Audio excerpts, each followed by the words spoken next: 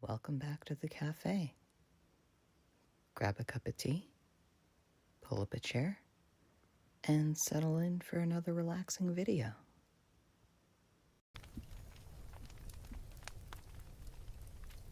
Winnie the Pooh by A. Milne. Chapter 1, in which we are introduced to Winnie the Pooh and some bees, and the stories begin. Here is Edward Bear coming downstairs now. Bump, bump, bump on the back of his head, behind Christopher Robin. It is, as far as he knows, the only way of coming downstairs. But sometimes he feels that there really is another way, if only he could stop bumping for a moment and think of it. And then he feels that perhaps there isn't. Anyhow, here he is at the bottom, and ready to be introduced to you. Winnie the Pooh. When I first heard his name, I said, just as you are going to say, but I thought he was a boy. So did I, said Christopher Robin. Then you can't call him Winnie? I don't. But you said, he's Winnie the Pooh. Don't you know what "the" means? Ah, yes. Now I do, I said quickly. And I hope you do too, because it is all the explanation you are going to get. Sometimes Winnie the Pooh likes a game of some sort when he comes downstairs. And sometimes he likes to sit quietly in front of the fire and listen to a story. This evening, what about a story? Said Christopher Robin. What about a story? I said. Could you very sweetly tell Winnie the Pooh one? I suppose I could, I said. What sort of stories does he like? About himself, because he's that sort of bear. Oh, I see. So, could you very sweetly? I'll try, I said. So I tried. Once upon a time, a very long time ago now, about last Friday, Winnie the Pooh lived in a forest, all by himself, under the name of Sanders. What does "under the name" mean? Asked Christopher Robin. It means he had the name over the door in gold letters and lived under it. Winnie the Pooh wasn't quite sure, said Christopher Robin. Now I am, said a growly voice. Then I will go on, said I. One day, when he was out walking, he came to an open place in the middle of the forest. And in the middle of this place was a large oak tree. And from the top of the tree, there came a loud buzzing noise. Winnie the Pooh sat down at the foot of the tree, put his head between his paws, and began to think. First of all, he said to himself, that buzzing noise means something. You don't get a buzzing noise like that, just buzzing and buzzing, without its meaning something. If there's a buzzing noise, somebody's making a buzzing noise. And the only reason for making a buzzing noise that I know of is because you're a bee. Then he thought another long time and said, and the only reason for being a bee that I know of is making honey. Then he got up and said, and the only reason for making honey is so as I can eat it. So he began to climb the tree.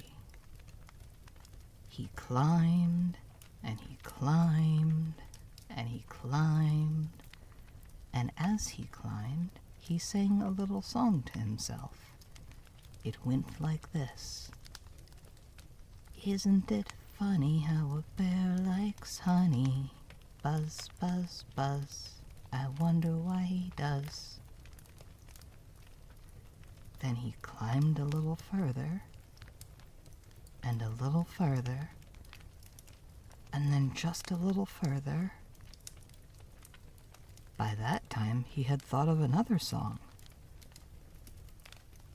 It's a very funny thought that, if bears were bees, they'd build their nests at the bottom of trees. And that being so, if the bees were bears, we shouldn't have to climb up all these stairs. He was getting rather tired by this time, so that is why he sang a complaining song. He was nearly there now, and if he just stood on that branch... Crack! Oh, help! Said Pooh, as he dropped 10 feet on the branch below him. If only I hadn't... he said, as he bounced 20 feet on to the next branch.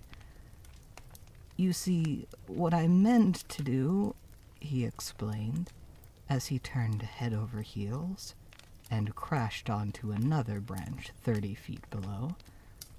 What I meant to do, of course, it was rather, he admitted, as he slithered very quickly through the next 6 branches. It all comes, I suppose, he decided, as he said goodbye to the last branch, spun round 3 times, and flew gracefully into a gorse bush. It all comes of liking honey so much. Oh, help! He crawled out of the gorse bush, brushed the prickles from his nose, and began to think again. And the first person he thought of was Christopher Robin. Was that me?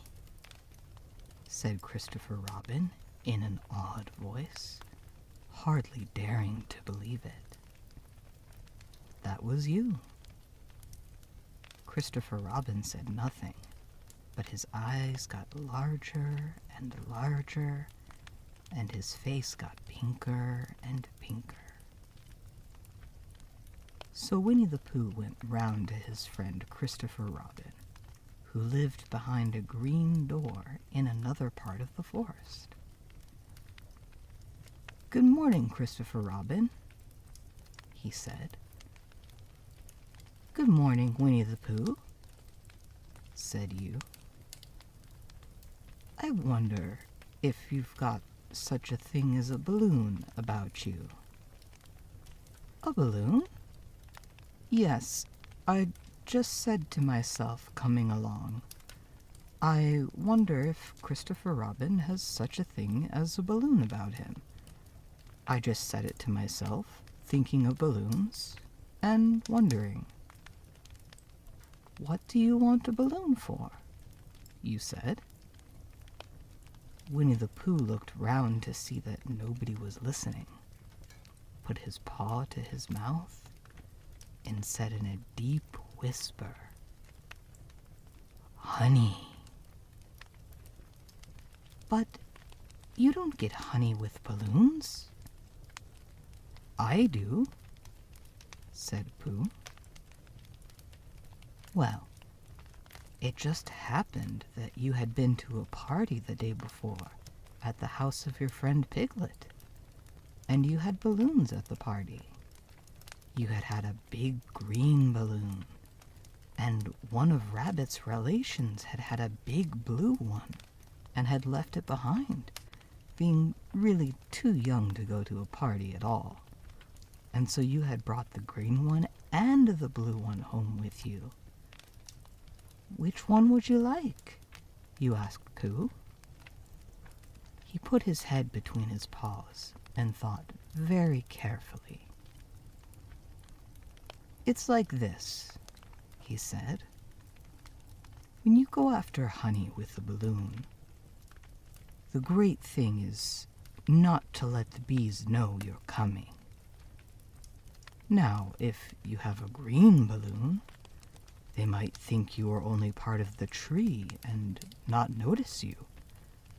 And if you have a blue balloon, they might think you were only part of the sky and not notice you. And the question is, which is most likely? Wouldn't they notice you underneath the balloon?" you asked. "They might, or they might not," said Winnie the Pooh. "You never can tell with bees." He thought for a moment and said, "I shall try to look like a small black cloud. That will deceive them." "Then you had better have the blue balloon," you said, and so it was decided.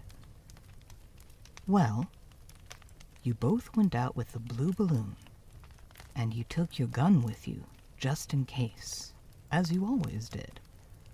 And Winnie the Pooh went to a very muddy place that he knew of, and rolled until he was black all over.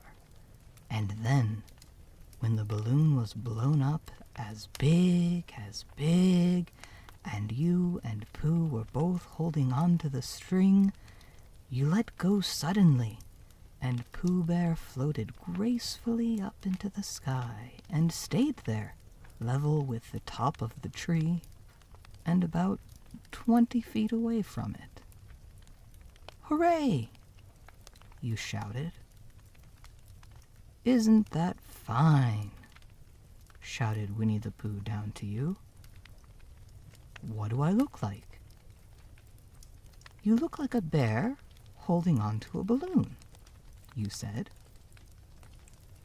"Not," said Pooh anxiously. "Not like a small black cloud in a blue sky?" "Not very much." "Ah, well, perhaps from up here it looks different. And, as I say, you never can tell with bees." There was no wind to blow him nearer to the tree, so there he stayed. He could see the honey, he could smell the honey, but he couldn't quite reach the honey. After a little while, he called down to you. "Christopher Robin," he said in a loud whisper. "Hello." "I think the bees suspect something." "What sort of thing?" "I don't know, but something tells me that they're suspicious. Perhaps they think that you're after their honey." "It may be that. You never can tell with bees." There was another little silence, and then he called down to you again. "Christopher Robin." "Yes?" "Have you an umbrella in your house?" "I think so."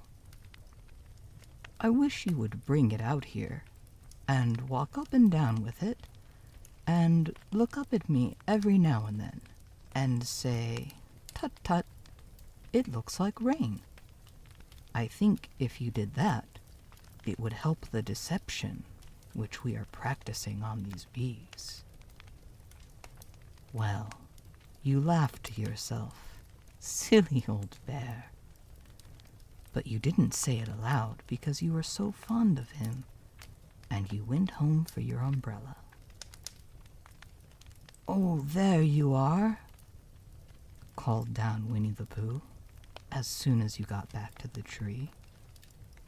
"I was beginning to get anxious. I have discovered that the bees are now definitely suspicious." "Shall I put my umbrella up?" you said. "Yes, but wait a moment. We must be practical. The important bee to deceive is the queen bee. Can you see which is the queen bee from down there?" "No." "A pity.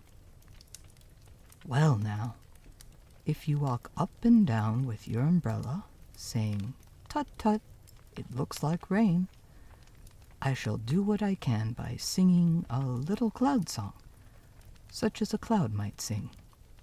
Go!" So, while you walked up and down and wondered if it would rain, Winnie the Pooh sang this song. "How sweet to be a cloud, floating in the blue. Every little cloud always sings aloud. How sweet to be a cloud, floating in the blue. It makes him very proud to be a little cloud." The bees were still buzzing as suspiciously as ever. Some of them, indeed, left their nests and flew all round the cloud as it began the second verse of the song, and one bee sat down on the nose of the cloud for a moment and then got up again. "Christopher, ow! Robin," called out the cloud. "Yes?" "I have just been thinking, and I have come to a very important decision.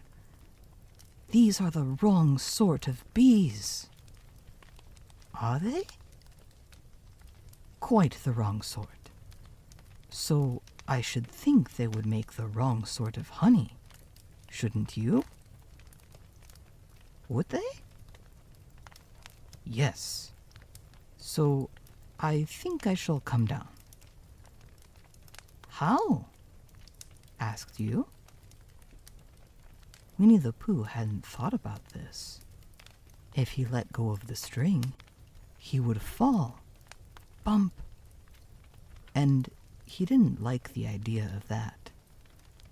So he thought for a long time, and then he said, "Christopher Robin, you must shoot the balloon with your gun. Have you got your gun?" "Of course I have," you said. "But if I do that, it will spoil the balloon," you said.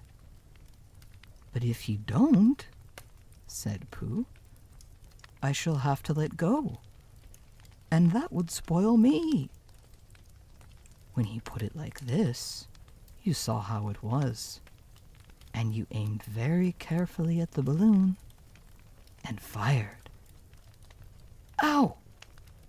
said Pooh. "Did I miss?" you asked. "You didn't exactly miss," said Pooh, "but you missed the balloon."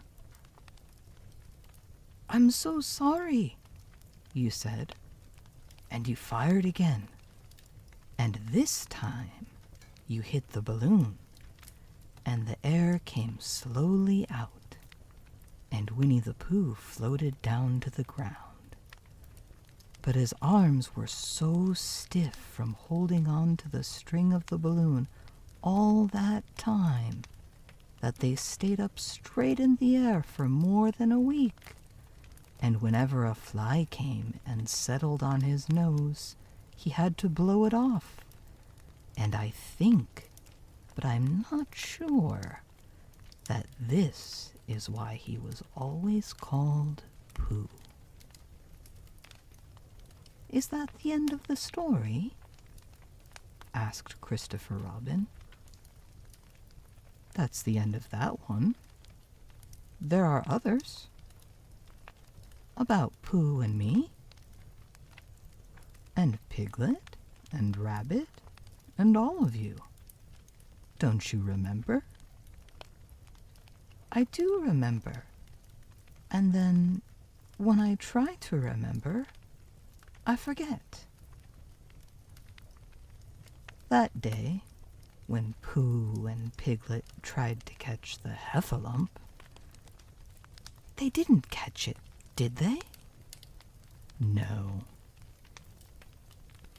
Pooh couldn't, because he hasn't any brain. Did I catch it? Well, that comes into the story. Christopher Robin nodded. I do remember, he said. Only Pooh doesn't very well. So that's why he likes having it told to him again. Because then it's a real story, and not just a remembering. That's just how I feel, I said. Christopher Robin gave a deep sigh, picked his bear up by the leg, and walked off to the door, trailing Pooh behind him. At the door, he turned and said, "Coming to see me have my bath?" "I might," I said. "I didn't hurt him when I shot him, did I?" "Not a bit." He nodded and went out, and in a moment I heard Winnie the Pooh bump, bump, bump, going up the stairs behind him.